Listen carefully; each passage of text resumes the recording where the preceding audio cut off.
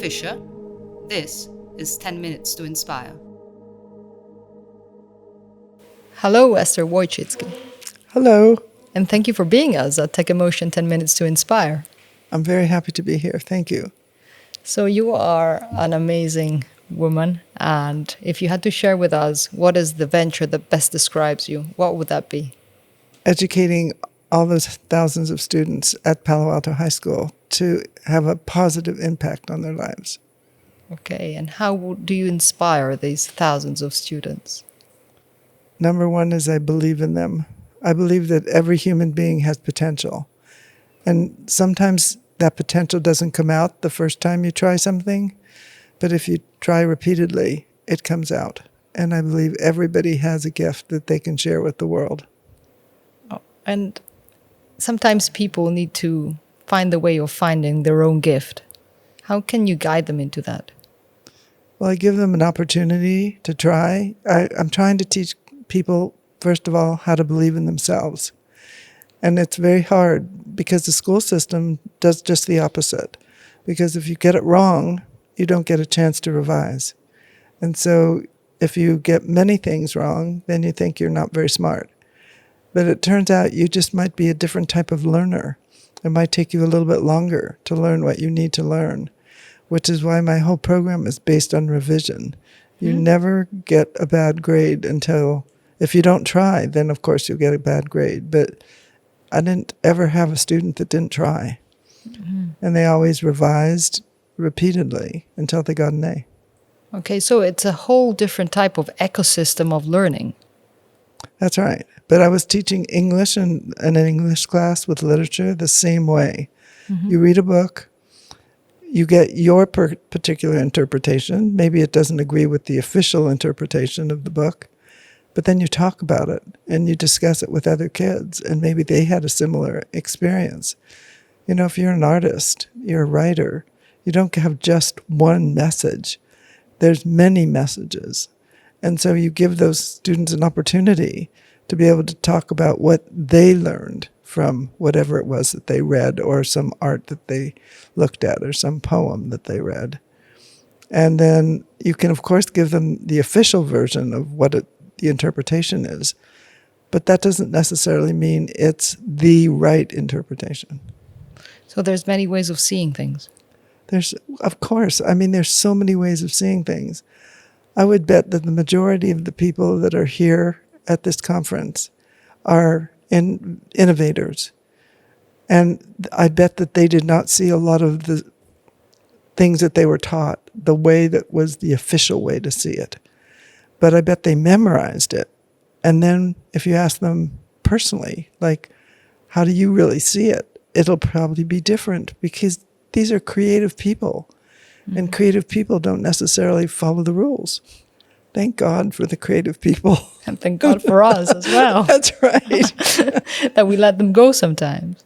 Yes, that we let them go. So I think that, you know, all the parents out there who are worried about their child who is not performing the way that the system wants them to perform, believe in that child. Perhaps they are creative thinkers. Perhaps they're ones that are going to solve some of the problems that face the world. So I try to give all students an opportunity to be independent thinkers. I had one very well-known student, well, actually won't name him, who actually flunked the entire 9th grade at the school across town. And then he came over to Palo Alto High School, where I was. I didn't know him. He found me. But then, you know, what was the most amazing thing is he went from being an F student to being a C student to being a B student to being an A student. And today, I can tell you, he is a very influential person. And I don't want to give his name away because I don't want to embarrass him. But you know, he's amazing, and probably everybody knows him. That's right. He is amazing. And I mean, this is just an example of one student, but I had many students like that. And what you try to do as a teacher, at least in my case, I try to empower those students, have them believe in themselves. And what happens when instead you face people who are overperformers? What do you mean by overperforming? Like instead of, struggling from a D student and a C student, a B student, they're already excellent, but then they are not, they seem to be overperforming in their life. Well, actually, I love those students. Okay. They were the editors. So in the Palo Alto High School Media Arts program today, there's one newspaper, 14 magazines, television, radio, podcasts, websites, and movie production. Okay. That's how we keep all the students busy. Okay. Like storytelling. That's right, storytelling. But the question is, how do they pay for all of this, magazines and newspapers? We also teach the kids how to run a business, raise advertising.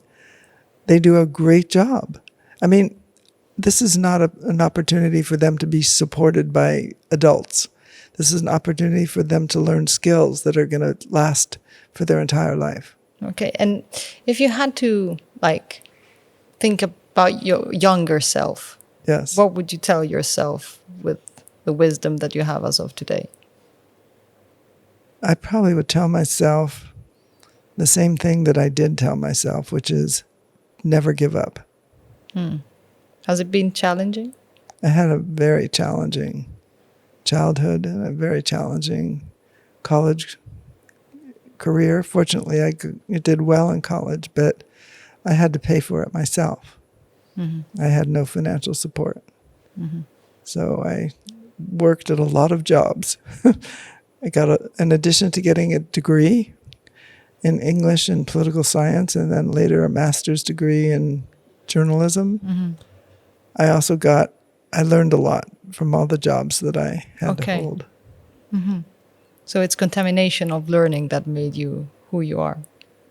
That's right. Well, it's having a lot of challenges and then succeeding. Anyway, I mean, one of the challenges that I had sounds kind of a little crazy, but, I'm very tall. I'm 5'10". My mother was 5'1". My father was 5'6". Okay. So how do you deal with yourself when you're, so different? Okay. And I was also very skinny because, when you grow so much, you don't have the opportunity to get very fat. And so the question, I felt like a really odd duck because, there's the mother and the father and then this super tall daughter. What are we going to do? So I had to cope with that as well. I learned how to sew. I could make anything because I couldn't buy the clothes I needed in the store. In those days, they didn't have, short, medium, and tall. Right. They just had one size that seemed to fit everybody except me. So You felt the odd one out. yes, I had to go overcome that.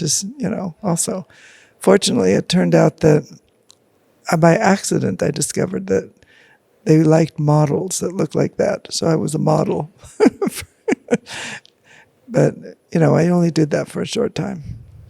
So, I mean, you've been talking about inclusion, right? Yes.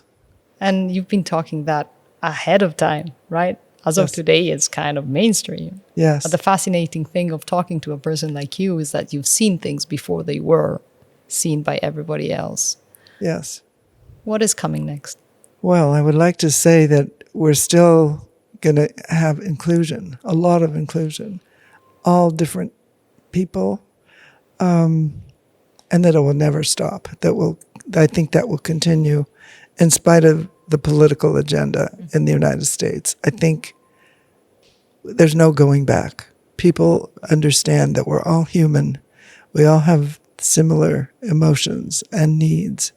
And no matter what the color of your skin is, or no matter what language you speak, or how you look, we all have the same needs. And we're all going to hopefully treat each other with the dignity and the respect and the love that we should give to everyone. So I will ask you one final question, Esther. What is the emotion that drives you in life?